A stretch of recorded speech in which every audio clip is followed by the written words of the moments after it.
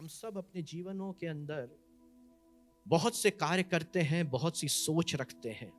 और आज इसी विषय को मैं आपके साथ बांटना चाहूंगा, आपकी सोच। हम अपने जीवन के लिए कोई ना कोई निर्णय लेते हैं। रोज रोज हम निर्णय लेते हैं।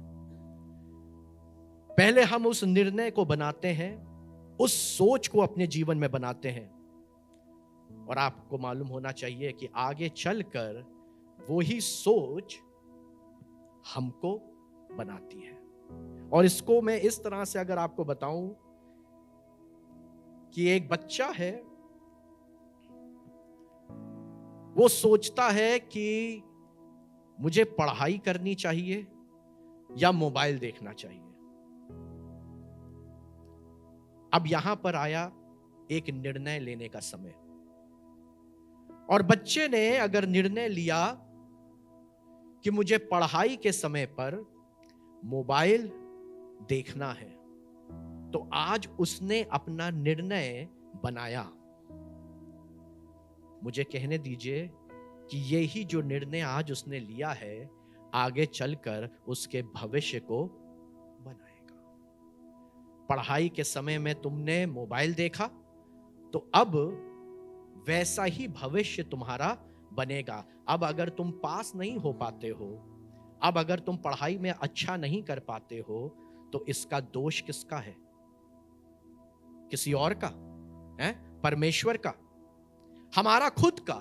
क्योंकि हम अपने जीवनों के अंदर आज भी सुबह आप उठे, कितने लोग संडे को घरों में हैं, उठे और उन्होंने एक निर्णय लिया, और वो निर्णय ये था कि हम आज चर्च नहीं जाएंगे, है ना? चर्च हम नहीं जाएंगे। और ये निर्णय लेने के लिए उन्होंने अपने पूरे शरीर को टटोला कि कहीं पर कोई दर्द हो, ताकि यीशु मसीह के सामने बहाना करने के लिए हम सत्य को रख सकें। क्योंकि हम लोग सब झूठ नहीं बोलते हैं, है ना? हम लोग बहुत सत्यवान लोग हैं। कोई भी काम करने के लिए पूरा पूरा सोच से उसको हम डेवलप कर लेते हैं कि ये यीशु मसीह के सामने जब ये जाए तो ये बात बिल्कुल सिद्ध हो। तो और ढूंढ कर कहीं ना कहीं अच्छा यहां है यीशु मसीह, आज हम चर्च इसलिए नहीं जाएंगे क्योंकि मेरे यहां पर दर्द हो रहा है, मेरे कमर में दर्द हो रहा है। ढूंढ लेते हैं। और ये बात मैं इसलिए आपको बता रहा हूं क्योंकि ये बात मैं खुद एक समय में किया करता था, अपने स्कूल जाने के समय में। क्योंकि मम्मी और पापा बड़े मेरे स्ट्रिक्ट, एक दिन की छुट्टी नहीं लेने देते थे, एक दिन की। अब मम्मी को बताने के लिए, क्योंकि मम्मी मेरी डॉक्टर थी, तो उनको बताने के लिए मैं अपने पूरे शरीर में सुबह उठ के ढूंढता था। क्योंकि शिक्षा तो यही दी गई है, छोटे बच्चों झूठ मत बोलो, गलत काम मत करो, तो शिक्षा वही थी। तो झूठ ना बोलने के लिए मैं ढूंढ लेता था। यह सोच का काम है, इसका दोष हम किसी को नहीं दे सकते।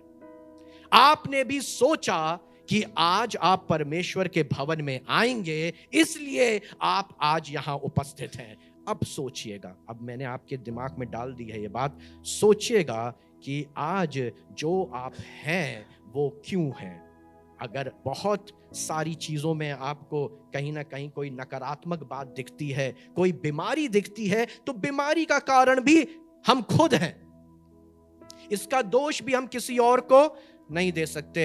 एक लड़की, उसकी सोच अच्छी थी, उसने शुरुआत बहुत अच्छी करी, और शुरुआत इसलिए अच्छी करी क्योंकि उसको एक लड़के से प्यार हुआ। और ये लड़का कोई मामूली लड़का नहीं था। ये लड़का चरवाहा था, लेकिन अपनी उस अवस्था में इसने एक बड़े जायंट गोलियत का खात्मा किया था। याद आ रहा आपको? है? नाम कौन है? क्या कौन है? दाऊद, है ना? ये लड़का जो था, इसने जब सब हार मान रहे थे, जब सब पीछे हट रहे थे, जब पूरी सेना थर थर कांप रही थी, जब वो राजा जिसको नियुक्त किया गया था इजराइलियों को बचाने के लिए, उसने भी हिम्मत नहीं करी, तब ये लड़का सामने आया और इसने उस गोलियत को देखा। आपको मालूम है, जब इसको ये बात पता चली कि ये कितने दिन से ललकार रहा है इजरायली सेना को, 40 दिन रोज सुबह ये आता था, ये ललकारता था, है कोई? और सोच में सब कमजोर थे, थे बड़े बलवंत लोग, थे बड़े शूरवीर, लेकिन कोई भी हिम्मत नहीं कर पा रहा था। उस समय एक लड़के की सोच थी, और सोच क्या थी कि जैसे मैंने अपनी भेड़ों को बचाने के लिए, जब कभी कोई शेर या कोई भालू उस भेड़ को उठाकर ले जाता था, तो मैं उसके पीछे जाता था, उस भेड़ को बचा कर ले आता था, और अगर जरूरत पड़ती थी तो शेर का मुंह फाड़ देता था। जैसे मैंने वो किया, क्या अपनी सामर्थ्य में मैं ये कर सकता था? उसको ये सोच थी कि मैंने वो काम भी परमेश्वर यहोवा की सामर्थ्य से किया, तो हे गोलियत, तू तो बर्छी, तलवार और भाला लेकर मेरे सामने आता है, मैं जिंदा यहोवा के नाम से तेरे सामने आता हूं। हालेलुया! ये एक सोच है। और यीशु मसीह, मैं देख रहा हूं कि उसका वचन पूर्णतः सत्य है। वो गोलियत को मारने के लिए उसने किसी मिसाइल का इस्तेमाल नहीं किया है? कि नहीं, डेविड को F-16 का फाइटर पायलट बनाओ पहले, और तब ये F-16 लेकर, मिराज 2000 लेकर ये जाएगा, और तब ये गोलियत को हराएगा। परमेश्वर बहुत महान है। वो अपने बैरियों को कैसे मारते हैं?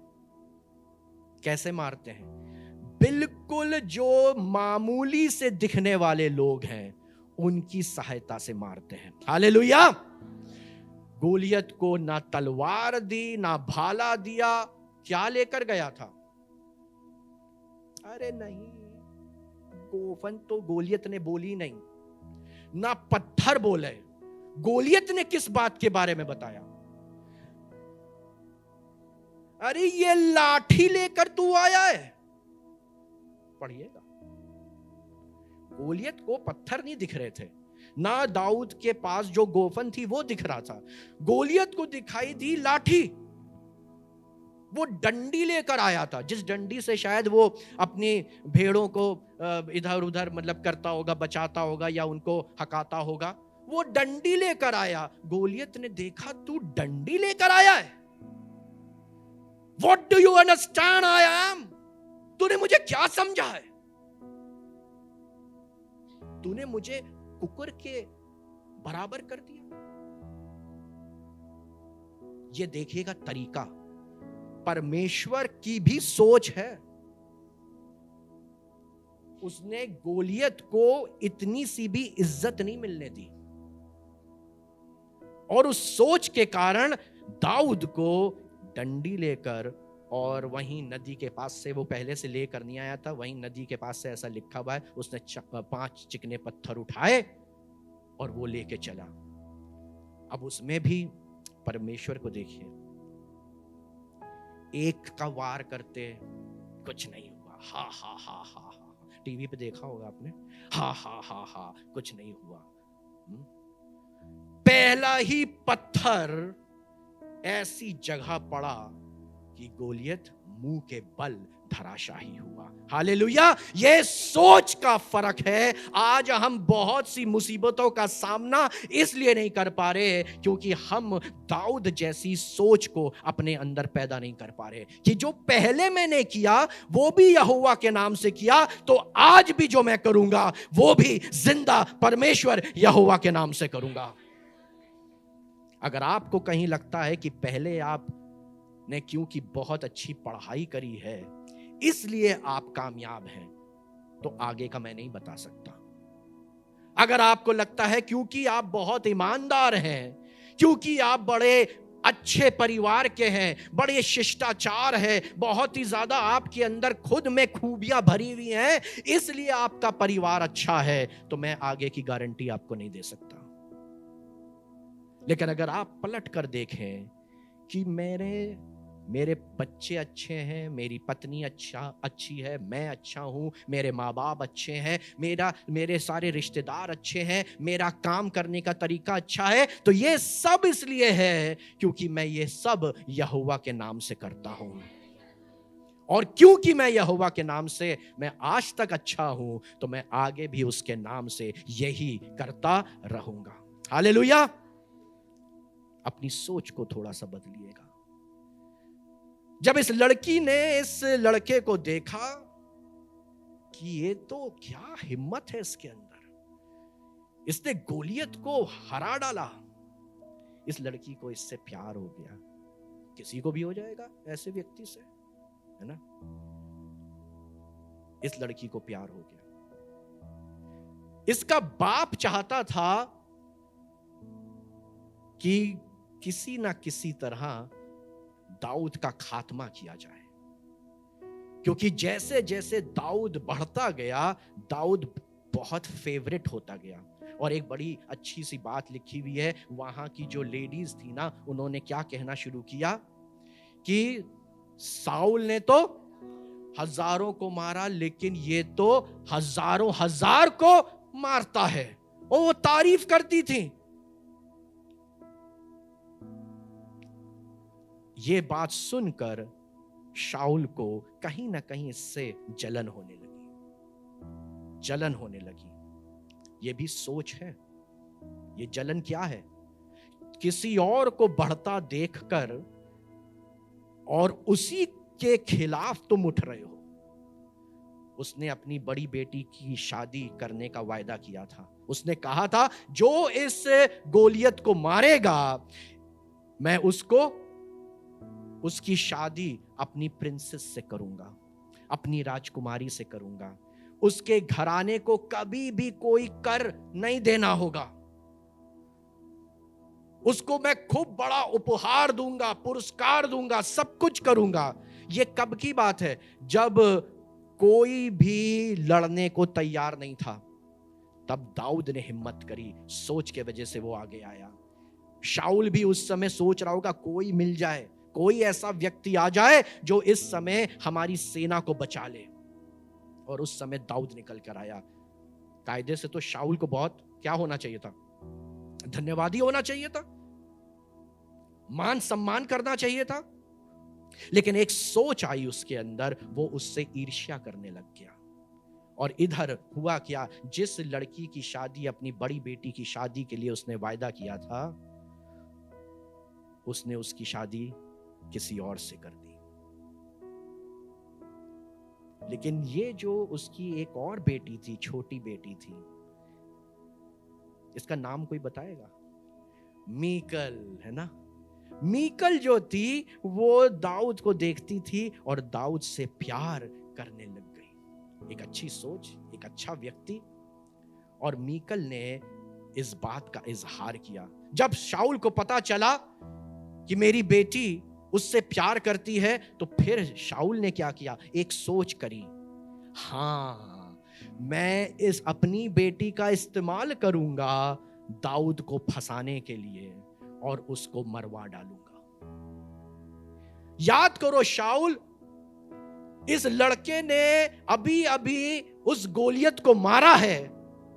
इजरायली सेना का ये शूरवीर योद्धा बन गया है और तुम इसके खिलाफ षड्यंत्र कर रहे हो। हम और आप भी कहीं ना कहीं जब जलन करने लगते हैं ना, दोस्त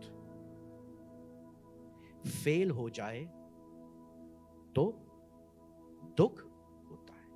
दोस्त, हमारा दोस्त फेल हो जाए तो दुख होता है, लेकिन हमारा दोस्त जो हमारे साथ अभी तक पढ़ता था, उसकी रैंक, उसकी पोजीशन हमसे ऊपर आ जाए तो और भी ज्यादा दुख होता है। अरे ये तो कल तक हमारे साथ पढ़ता था, साइकिल पे जाता था, साथ बैठ के हम लोग पढ़ते थे, एक ही स्टॉल से समोसा खाते थे, चाय पीते थे, और ये इसकी रैंक हमसे ऊपर आ गई। अभी हो रहे हैं एग्जाम्स, शुरू होंगे, यूपी बोर्ड होएगा, इंटरमीडिएट होएगा, और आपका आईसीएससी होगा, आईएससी होगा, और आपके यूनिवर्सिटी के एग्जाम्स होंगे। ये सारे एग्जाम्स होंगे। ये सारी परिस्थितियां हमारे और आपके सामने आती हैं। दोस्त फेल हो जाए तो हम जाके उसको कहते हैं, अरे नहीं नहीं कोई बात नहीं, अगली बार करना, मेहनत करना, नहीं परेशान नहीं हो। लेकिन अगर कहीं वो हमसे ऊपर वाली रैंक ले आए तो और ज्यादा दुख होता है। यही शाऊल के साथ हो रहा था। दाऊद की तारीफ होने लगी थी। यह सोच का फर्क आ रहा है। आप सोचते हैं कि शैतान करता है, मैं आपको सच बताऊं, यह हमारा दिमाग सबसे ज्यादा हमको परेशान करता है।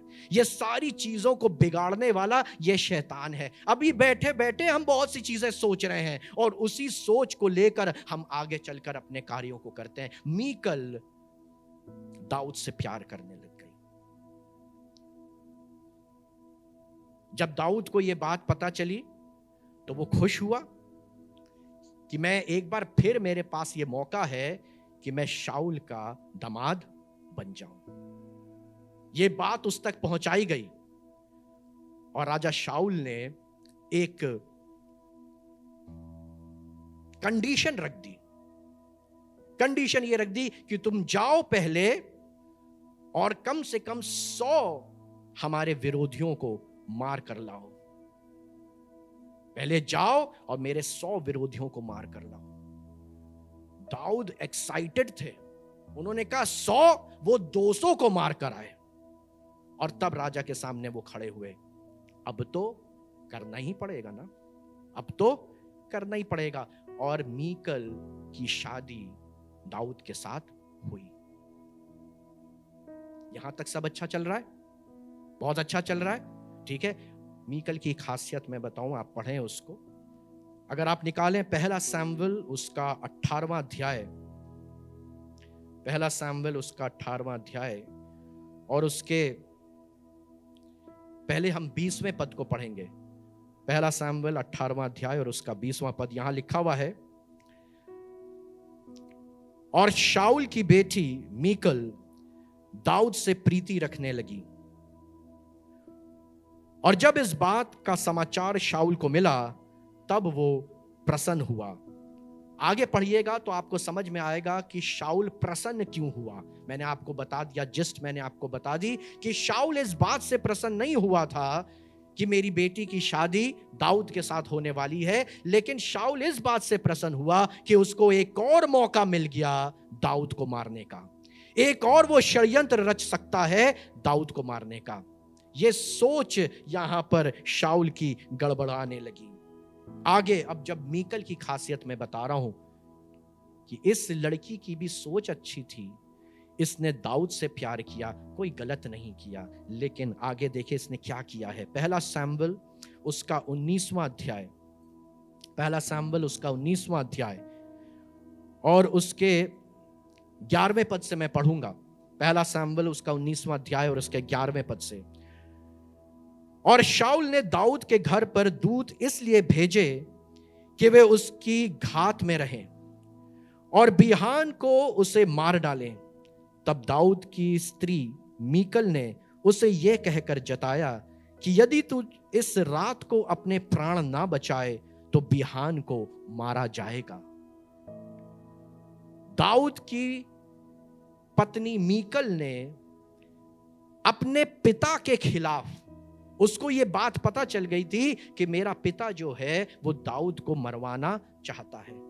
उसने अपने पिता के खिलाफ जाकर दाऊद को ये समाचार दे दिया, दाऊद को ये बात बता दी कि तू अगर अपनी जान बचाना चाहता है ना, तो आज की रात तू यहां से चला जा, तेरे लिए बड़ा खतरा है, मैं तुझसे प्यार करती हूं, तेरे लिए बहुत खतरा है और मैं तुझे बचाना चाहती हूं। और फिर आगे हुआ, तब मीकल ने दाऊद को खिड़की से उतार दिया। 12वां पद, पहला शमूएल 19वां अध्याय उसका 12वां पद। तब मीकल ने दाऊद को खिड़की से उतार दिया और वह भाग कर बच निकला। मीकल ने मदद करी, मीकल की सोच अच्छी थी, मीकल को ये समझ में आ गया था, वो डिसाइड कर सकती थी, वो एक डिसीजन ले सकती थी कि मैं दाऊद के साथ जाऊं या अपने पिता के साथ जाऊं। इस समय में मैं किसका फेवर करूं?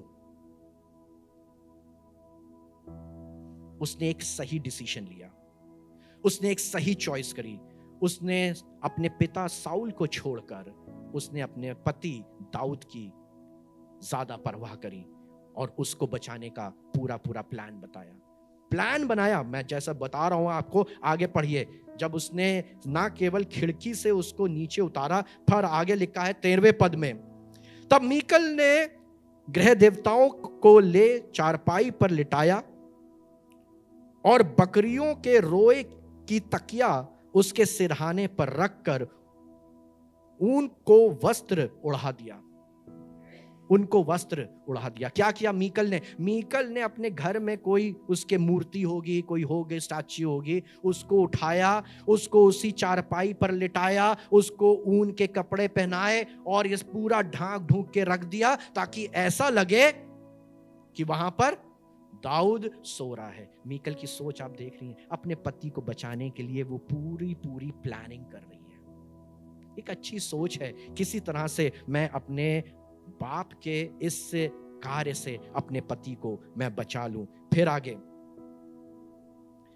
तब जब शाऊल ने दाऊद को पकड़ लाने के लिए दूत भेजे, तब वह बोली, वह तो बीमार है। अच्छा,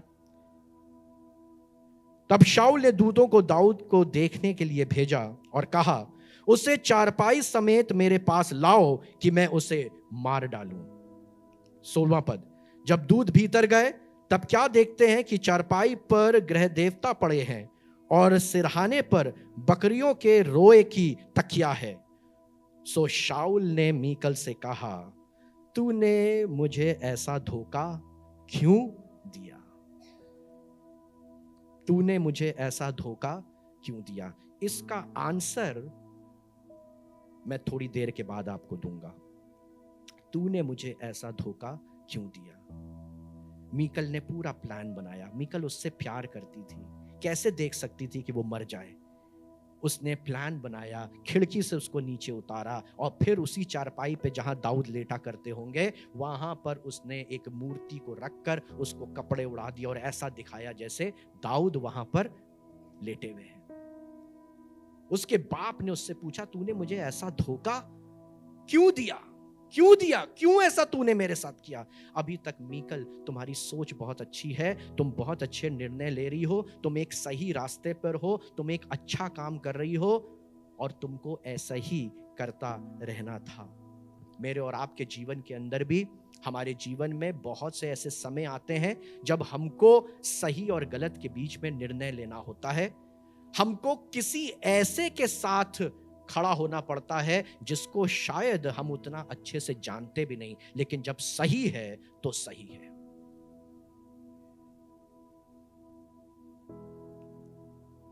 दो बच्चे लड़ाई लड़ रहे हैं, उसमें एक बच्चा आपका है, एक बच्चा किसी और का है। आपने देख लिया कि इसको आपके बच्चे ने मारा, तो लड़ाई में आप किसको डांटने आएंगे? हैं? अपने बच्चे को? ये बात सुनने में, बोलने में, दिखाने में, बताने में अच्छी लगती है, लेकिन जब हम ऐसा देखते हैं, इससे दूर रहा करो, ये हमेशा तुम्हारे साथ लड़ाई करता है और तुम क्यों मारते हो? मेरे बेटे को क्यों मारते हो? धीरे से, हम बहुत मारेंगे तुमको, मेरे बेटे से दूर रहना।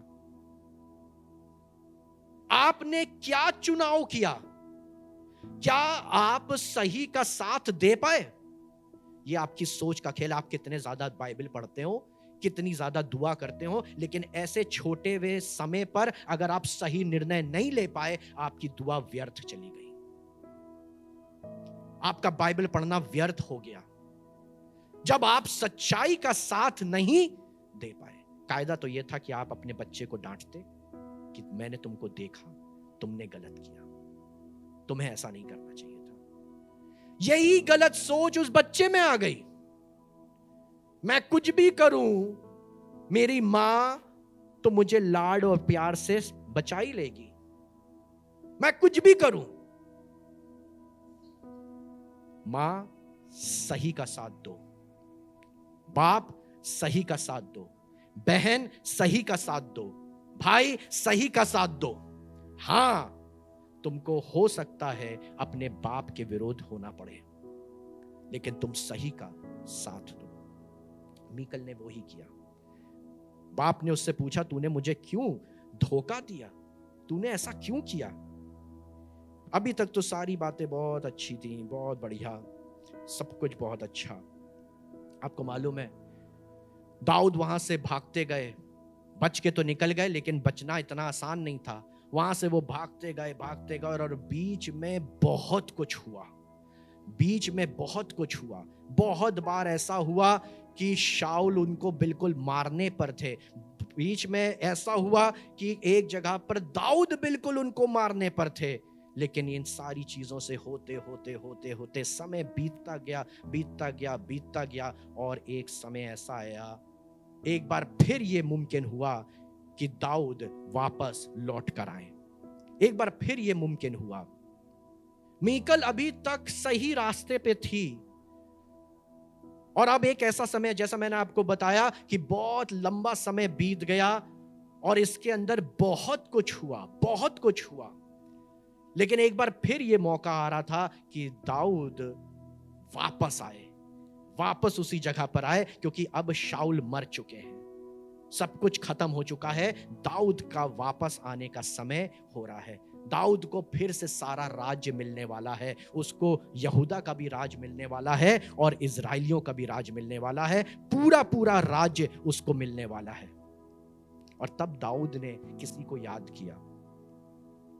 2 शमूएल 3 अध्याय उसके 12वें पद से, तब अब्नेर ने उसके नाम से दाऊद के पास दूतों से कहला भेजा कि देश किसका है, और यह भी कहला भेजा कि तू मेरे साथ वाचा बांध और मैं तेरी सहायता करूंगा कि समस्त इज़राइल के मन तेरी ओर फेर दूं।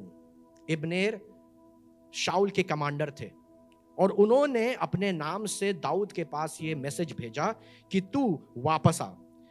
13वां पद, दाऊद ने कहा, भला मैं तेरे साथ वाचा तो बांधूंगा, परंतु एक बात मैं तुझसे चाहता हूं कि जब तू मुझसे भेंट करने आए, तब यदि तू पहले शाऊल की बेटी मीकल को ना ले आए तो मुझसे भेंट ना होगी। इतना समय बीतने के बाद, सब कुछ होने के बाद, शाऊल के मर जाने के बाद भी दाऊद मीकल को याद कर रहा है। और दाऊद ने, जब अब्नेर ने उसके पास अपने दूतों को भेजा कि जाकर दाऊद को बता कि अब तू वापस आ, अब तू पूरा साम्राज्य ले ले और मैं सब लोगों के मन में तेरे लिए प्रीति को उत्पन्न करूंगा, तब दाऊद ने एक कंडीशन रखी। उसने कहा कि हाँ, मैं तुझसे मुलाकात करूंगा, लेकिन तू अपने साथ मीकल को भी लेते आना।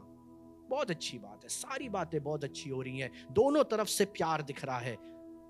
दाऊद भी उस प्यार को रेसिप्रोकेट कर रहे हैं।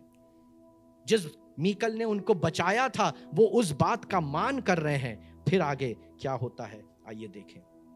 अभी तक दोनों की कहानी बहुत प्यारी चल रही है। फिर दाऊद ने शाऊल के पुत्र ईशबोशेल के पास दूतों से यह कहला भेजा कि मेरी पत्नी मीकल, जिसे मैंने 100 फिलिस्तियों की खड़रियां देकर अपनी कर लिया था, उसको मुझे दे दे। उसने शाऊल के बेटे को भी यही कहला भेजा। वो भी चाहता था कि दाऊद आए, लेकिन उसने उस शाऊल के बेटे को भी ये कहा कि हाँ, मैं तुझसे मिलने आऊंगा, मैं वापस आऊंगा, लेकिन तू पहले मीकल को मेरे पास लेकर आ। जब उसके साथ आएगा तभी मैं तुझसे वादा करता हूं कि मैं वापस आऊंगा। बहुत अच्छी बात है, बहुत अच्छी बात है, सब कुछ बहुत अच्छा चल रहा है। दूसरा सैमुएल 6 अध्याय उसका 20वां पद। तब दाऊद अपने घराने को आशीर्वाद देने के लिए लौटा। तब दाऊद अपने घराने को आशीर्वाद देने के लिए लौटा। मीकल उसके घराने में थी, उसकी पत्नी थी, वो लौट रहा था, आ रहा था, अपने घराने को आशीर्वाद देने के लिए लौटा। मीकल को बहुत कुछ मिल सकता था, आशीर्वाद मिल सकता था, पूरे घराने को बहुत कुछ मिल सकता था। दाऊद एक अच्छी सोच से वापस आ रहे थे। दाऊद शायद सब कुछ भूल कर वापस आ रहे हो। नहीं, मीकल ने मुझसे प्यार किया और उसने मुझको बचाया, मैं उसके पास वापस जाऊंगा। तब दाऊद ने अपने घराने को आशीर्वाद देने के लिए लौटा और शाऊल की बेटी मीकल दाऊद से मिलने को निकली और कहने लगी,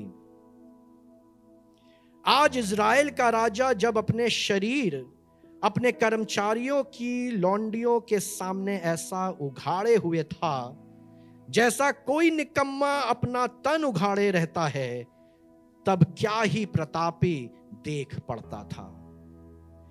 मीकल दाऊद से मिलने आ रही है, लेकिन उससे पहले दाऊद ने कुछ किया है जिसका व्याख्यान यहां पर यह मीकल कर रही है। उसका व्याख्यान अगर आप पढ़ें, दूसरा सैमुएल 6 अध्याय 14वां पद। दूसरा सैमुएल 6 अध्याय 14वां पद। और दाऊद सनी का एपोद कमर में कसे हुए यहोवा के सम्मुख तन मन से नाचता रहा। एक हल्का सा कपड़ा अपने ऊपर डालकर तन मन से नाचता रहा। यूं दाऊद और इज़राइल का समस्त घराना यहोवा के संदूक को जय जयकार करते और नरसिंगा फूंकते हुए ले चला।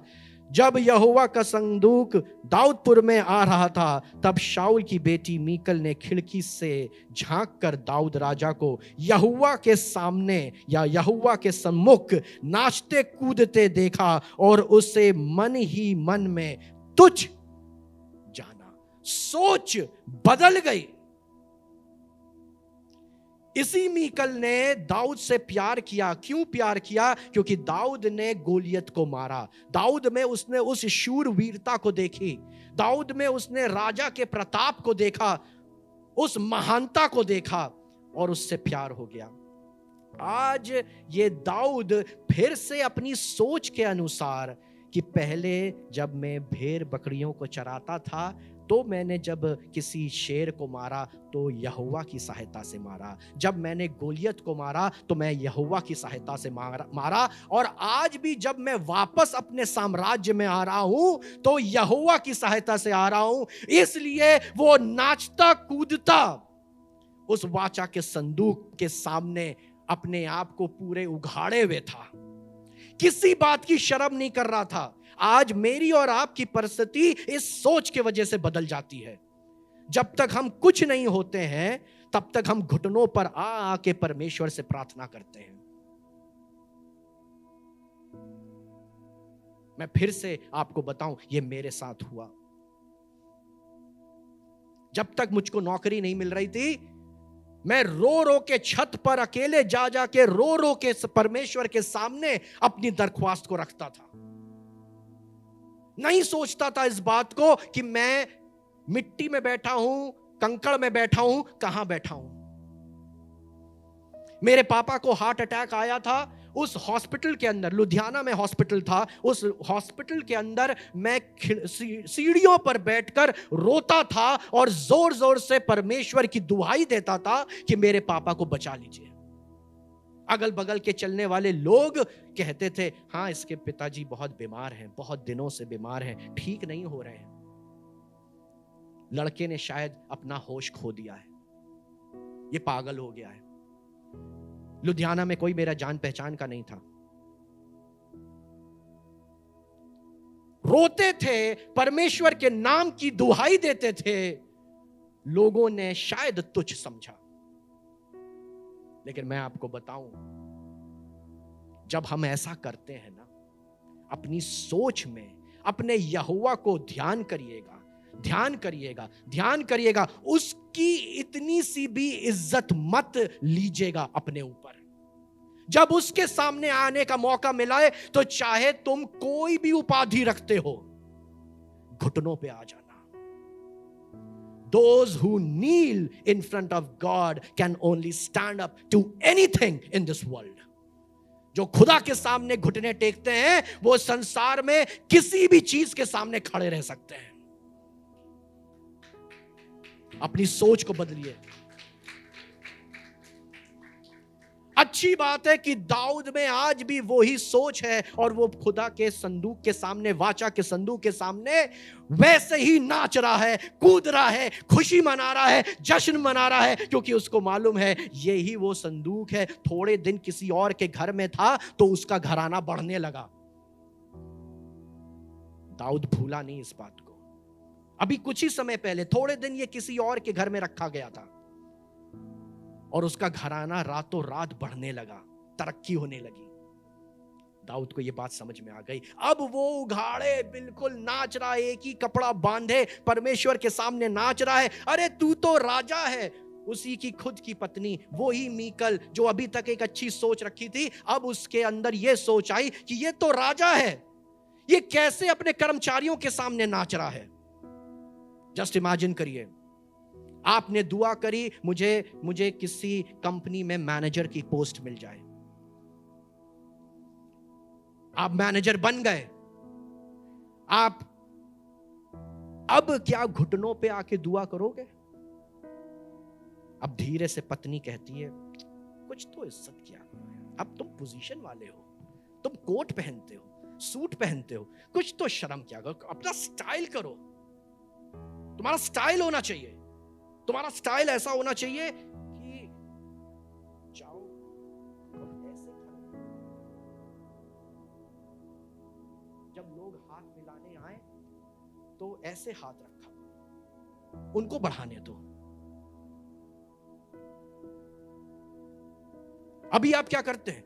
अभी आप में ये सब सोच नहीं है। अभी आप क्या आगे बढ़ के, अरे दीदी प्रेज द लॉर्ड, हेलो चाची प्रेज द लॉर्ड, हरो ये प्रेज द लॉर्ड, वो प्रेज द लॉर्ड, सबसे कर रहे हो। लेकिन जैसे जैसे तुम बड़े होने लगे, अब तुम में क्या आ रहा है? यहीं से सबको आशीर्वाद।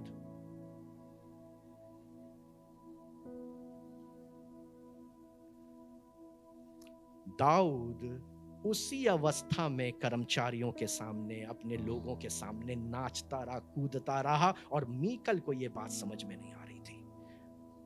तुम तो राजा हो, और अब तो राजा ही नहीं महाराज बनने वाले हो। और मीकल ने कहा, वाह वाह वाह, बड़ा तुम्हारा राजापन लोगों ने देखा है, अपने लोगों के सामने तुम क्या कर रहे थे? और मीकल ने मन ही मन, सोच कहां होती है? शरीर पे, जेब में, किताबों में। सोच कहां होती है? मन में। वही मन जो उसको प्यार करता था, वही मन आज सोच बदल गई है और वो उसको तुच्छ जान रहा है। हो सकता है जब आप ऐसा करें तो आपके अपने घर वाले आपको तुच्छ जानने लगे। अरे ये तो किसी की भी मदद कर देता, ये तो कहीं भी चला जाता है, इसको कुछ फर्क नहीं पड़ता, मैनेजर बन गया है, प्रिंसिपल बन गया है, या कुछ हो गया है। प्रिंसिपल हो कि तुम कहीं भी पहुंच जाते हो। घर ही वाले सिखाने लगते हैं, नहीं अब थोड़ा सा स्टाइल लाओ, अब थोड़ा सा एटीट्यूड लाओ अपने में। बहुत तुम अभी तक तुम चर्च में बोलते थे, गाते थे, बजाते थे, अब तुम कॉन्सर्ट्स में बजा रहे हो। थोड़ा सा एटीट्यूड लाओ। ऐसे ही नहीं हर एक को गिटार बजाना सिखा दो, उनको आने दो, रिक्वेस्ट करने दो, 10 बार बोलने दो, तब करेंगे। उसमें भी बताएंगे हाँ ये टाइम है, इस समय पे करना। Change your attitude. और ये कहां से शुरू हो रहा है? ये घर से शुरू हो रहा है। मीकल का सारा मिजाज बदल गया। वो अभी तक प्यार करती थी, सब कुछ करती थी, लेकिन अब उसको मन में तुच्छ जान रही है। सारी चीजें बहुत खराब होती जा रही हैं।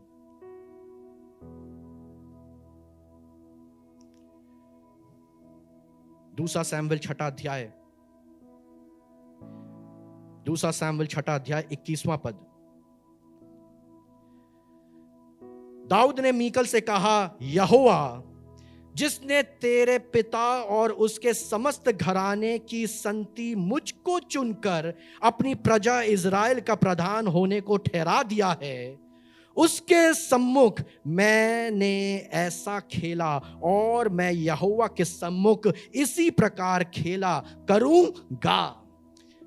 जिस यहोवा ने तेरे पिता के होने के बावजूद तेरे वंश में से ना होकर मुझे चुना, मैं उसके सामने, इंग्लिश में बहुत अच्छा लिखा हुआ है, मैं इंग्लिश में आपको पढ़ के सुनाना चाहता हूं, बहुत बढ़िया लिखा हुआ है। David answered, I was dancing to honour the Lord. Dawood ने कहा, मैं इसलिए नाच रहा था क्योंकि मैं यहोवा को सारी इज्जत देना चाहता था। I was dancing to honour the Lord who chose me instead of your father and his family to make me the leader of his people Israel। जिसने मुझे चुना, मैं एक मामूली सा व्यक्ति, एक मामूली सा शेपर्ड, एक मामूली सा चरवाहा, छोटे, सबसे छोटा, मुझे चुना। तेरे परिवार में से किसी को नहीं चुना, शाऊल को नहीं चुना, उसने मुझे चुना। और फिर आगे लिखा हुआ है, who chose me instead of your father and his family to make me the leader of your people, and I will go on dancing to honor the Lord। मैं नाचता रहूंगा परमेश्वर को इज्जत और महिमा देने के लिए, and will disgrace myself even more, और मैं इससे भी ज्यादा अपने आप को तुच्छ करूंगा। मैंने आपको बताया ना, जितना उसके सामने झुकोगे उतना वो तुमको उठाएगा। वो दाऊद कह रहा है, मैं इससे भी ज्यादा तुच्छ बनूंगा। तूने मुझे सिर्फ तुच्छ सोचा है, मैं इससे भी ज्यादा अपने आप को डिसग्रेस करूंगा, अपने आप को तुच्छ बनाऊंगा। And will disgrace myself even more। You may think I am nothing। तू हो सकता सोचती हो कि मैं कुछ भी नहीं हूं। You may think that I am nothing, but those women will think highly of me। लेकिन जिन लड़कियों के बारे में तू सोच रही है, जिन कर्मचारियों के बारे में तू सोच रही है, वो मेरे को मान सम्मान देंगे। आखिरी पद, 21वां पद। मैं जितनी भी बातें आपको बता रहा था ना, मीकल अगर अपनी सोच को बदलती नहीं तो हो सकता है सुलेमान को पैदा करती, हो सकता है सुलेमान को पैदा करती। सुलेमान को पैदा करती तो मंदिर तो सुलेमान ने बनवाया ना, लेकिन हुआ क्या, क्योंकि वो बरकत जो दाऊद अपने घराने को देने आ रहा था, मीकल की सोच बदल गई थी। मीकल अब दाऊद को ही तुच्छ जान रही थी। आखिरी पद जो है 22वां, and will disgrace myself even more। You may think I am nothing, but those women will think highly of me। और 23वें पद में लिखा हुआ है, 23वें पद में लिखा हुआ है, और शाऊल की बेटी मीकल के मरने के दिन तक उसके कोई संतान ना हुआ। आपको मालूम है कि आज आप बांझ क्यों हैं?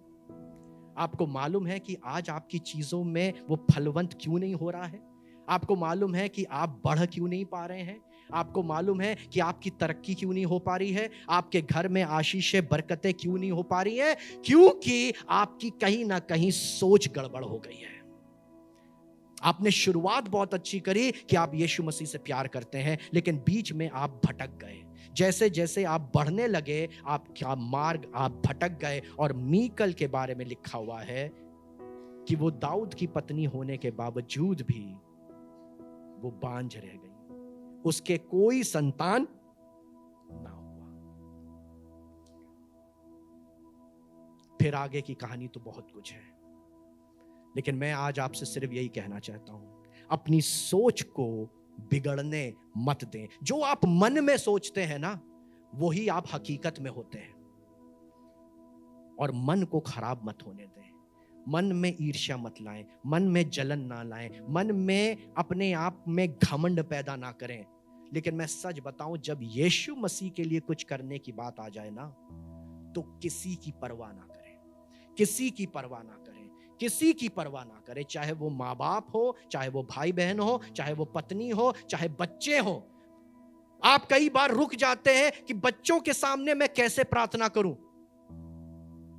कैसे मैं दिखाऊं रो रो के कि मैं परमेश्वर यहोवा से मांग रहा हूं, मैं यीशु मसीह से मांग रहा हूं। बच्चे हंसेंगे।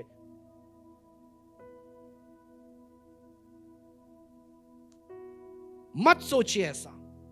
अपने आप को मैं इससे भी ज्यादा तुच्छ कर दूंगा अगर मुझे जरूरत पड़ेगी।